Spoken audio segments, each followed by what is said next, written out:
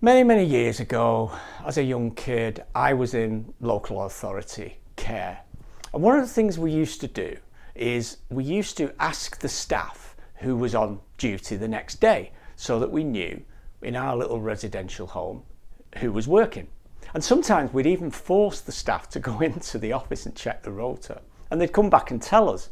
And when they told us, there would be a kind of collective groan or a collective cheer, depending on who the member of staff was. So, maybe 20 or 30 years later, I'm the staff, and I'm the guy that's driving the minibus, and I'm the guy who the kids say, "Hey Mike, who's on duty tomorrow?" And sometimes it would be me and someone else, so I would tell them who was on duty. And exactly the same thing happened. There would be a collective groan or a collective cheer. And what struck me many years after that was I did as well. Inside, I cheered and I groaned, depending on who I might be working with the next day.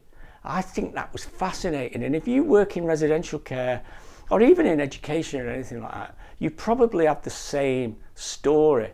And that was when I realized, why is that? Why is it that it makes a difference?